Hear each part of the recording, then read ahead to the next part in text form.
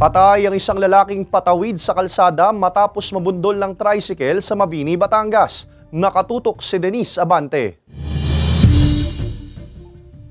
Sa kuha ng CCTV footage na ito ng isang planta sa Mabini, Batangas, makikita ang isang lalaking tumakbo papunta sa isang truck na nasa tawid kalsada. Tila may kinausap ito at pagkatapos ay muling tumakbo pabalik sa planta. Ngunit hindi pa nakakatawid ang lalaki, bigla namang dumating ang tricycle at ito'y nabangga. Bumulagta ang biktima sa kalsada. Agad bumaba ang isang lalaking nakaputing sando na pasahero ng tricycle at tiningnan ang nabanggang biktima saka sumunod ang driver ng tricycle. Sa investigasyon ng pulisya, posibleng hindi napansin ng tricycle driver ang biktima. Bigla kang sumulbot kasi galing siya sa truck, bigla siyang tumakbo. Pero nakikita rin natin, hindi siya naman sobrang bagal considering nasa private premises, medyo may tulin siya kaya nasalpok itong ating biktima. Sabi ng pulisya na isugod pa sa ospital ang biktima ngunit idineklarang dead on arrival ng doktor. Kasalukuyang nasa temporary custodial facility naman ng Mabini Police Station ang driver ng tricycle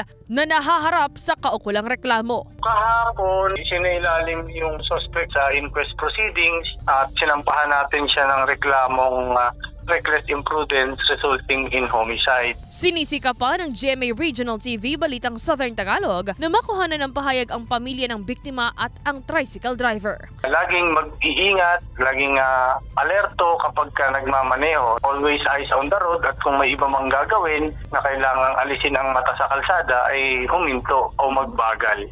Sa part naman po ng ating mga pedestrian, kapag tayo ay tatawid ng kalsada, lagi tayong lumingon muna sa kaliwa kanan bago tumawid. Siguraduhin natin clear yung kalsada na tatawiran natin before tayo tumawid ng kalsada. Denise Abante, Balitang Southern Tagalog.